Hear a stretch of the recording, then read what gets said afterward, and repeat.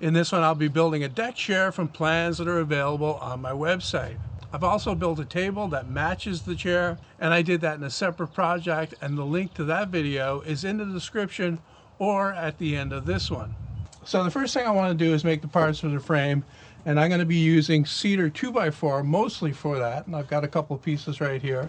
And now I'm going to bring out the tools so I can cut them to the right dimensions, starting with the back leg.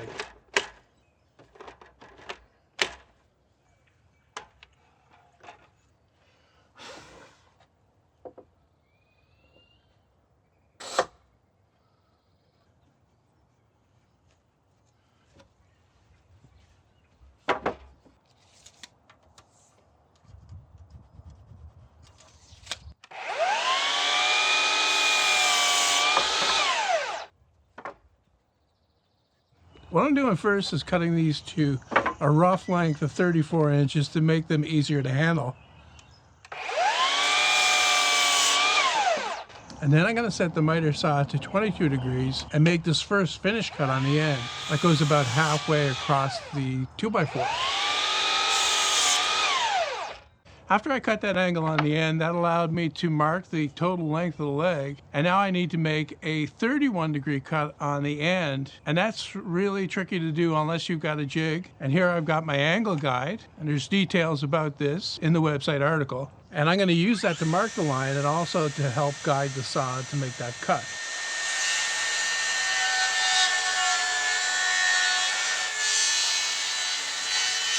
The final cut on the back legs is the 121 degree cut on the front. I set the miter saw to 31 degrees and I made a mark 1.5 inches down from the cut I made before. Whenever I'm making a pair or something, I always use the first one that I cut to mark the second one. That way I know they'll be exactly the same.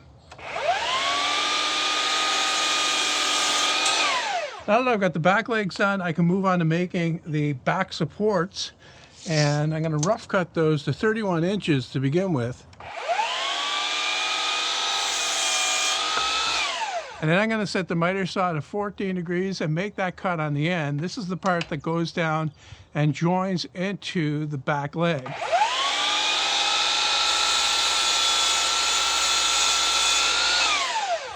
And with that done, I can lay out for the taper that I need to cut in it. And to cut the taper, I'm going to be using my tapering jig.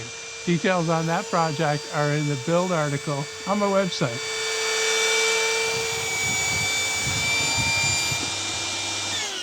I've got just one other thing to do with the back supports, and it's purely decorative, and that's to clip off the back corners here with the saw set to 45 degrees. The next part I want to make is the seat support, and that has a 97 degree cut on one end and a 100 degree cut on the other end. And then this last cut just clips off the front corner at 45 degrees. The seat has a curve that needs to be cut into it, and to draw that out, I've just got a thin strip of hardwood here, and I'm going to put it between these two blocks that I've got clamped on, and I'll push it in 3/4 of an inch and I'll draw that line. And then I can cut that out with the jigsaw and use that as a pattern to mark out the other one and cut that one out as well.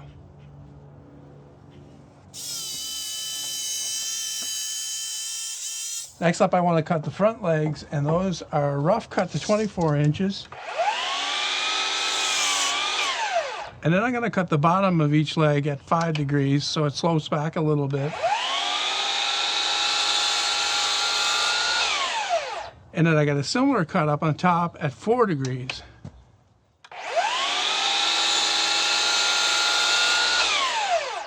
And just like the others, I used the first one as a pattern to mark out the second one.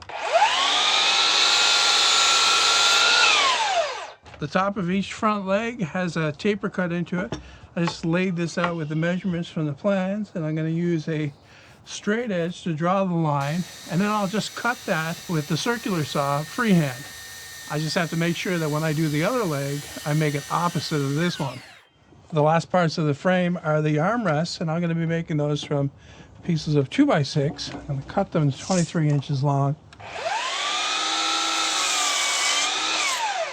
And then the armrest itself narrows in a little bit, so I need to cut in part of the way on the table saw.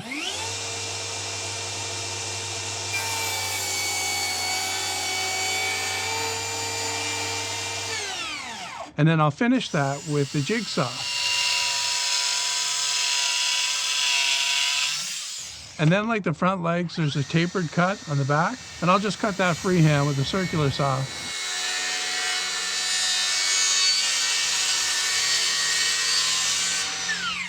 And then the final thing to do is just to clip the corners off on the front.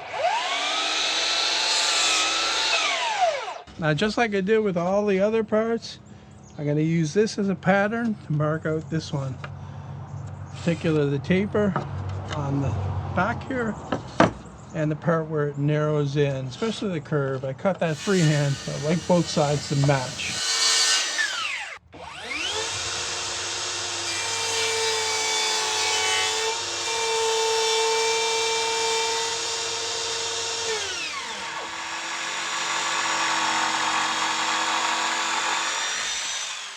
I've got all the frame parts cut out, but I still have to cut out all the slats that go on the seat and on the back.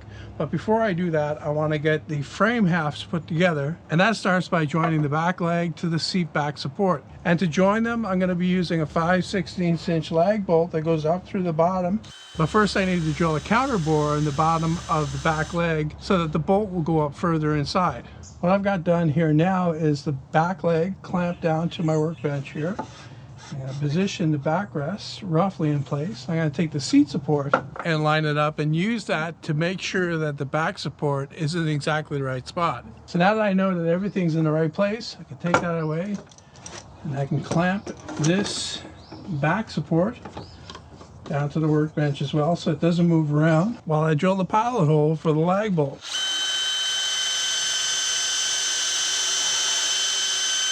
And because the drill bit is not long enough to reach in there, I have to take the back support off again and finish drilling it. And then I can get some glue in the joint and drive in the lag bolt.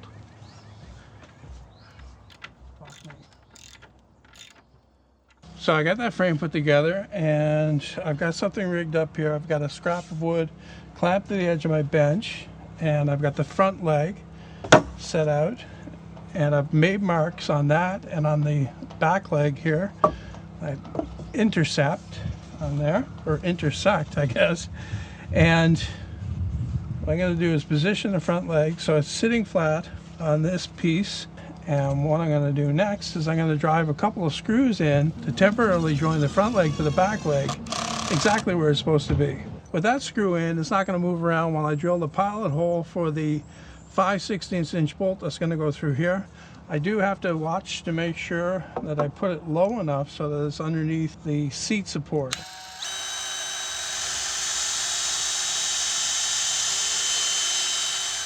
With the hole drilled, I can take the screw back out again and get some glue in that joint and then reassemble it. This time I'll drive the lag bolt in as well and then finish it off with one more screw.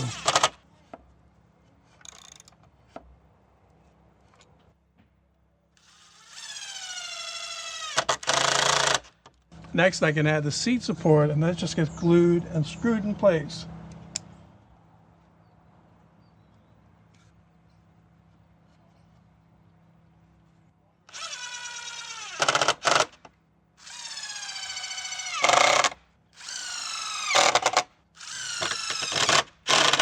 After I got the first one put together, I put together the second one, and then I had to take a few days off because of weather. Bad weather, but I'm back at it again today. And what I'm going to do next is I'm going to cut these boards. These are cedar fence boards that are 6 feet long, and I'm going to cut them to 24 inches long, and they'll make up the slats for the chair. I need to cut these down to 2 inches wide, but first I'm going to cut them to 2 1/4, and that's to get rid of that rounded edge. It's not because I don't like the rounded edge, but if I cut it off at 2 inches, then that means that I have to round over the other side as well to match. And I think square edge will look just as good. I've got all of the slats cut to 2 inches wide. I've got the 4 for the top of the back rest of the seat that I need to cut at an angle to make the seat taper inwards a little bit to make it look more elegant, I guess. And that angle is 6 degrees. I've set the miter saw to that. And I'll clip off the ends on all 4. And then I'll cut each individually on the other end, and they get 1/2 inch shorter as I go. And now, more or less just for looks, I'm going to clip off the top corners on that top slat. Okay, now that all the cutting's out of the way, I can start assembly. First thing I did was I clamped both frames down to my workbench, squared everything up, made sure it was right. Now I'm going to put this piece on, and I'm going to be fastening all of these slats with glue and screws. What the glue will do is it will add a lot of strength to the assembly. Also, it'll seal up the joints and help to keep the water out.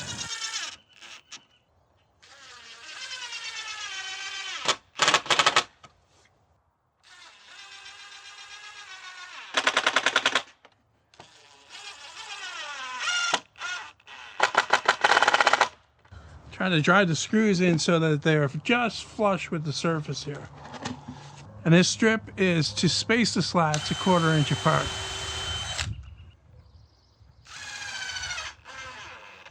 Now that I've finished putting slats on the seat, I can get them put on the back in the same way. Next I can put this one on, and it's notched on the end here to fit around the armrest.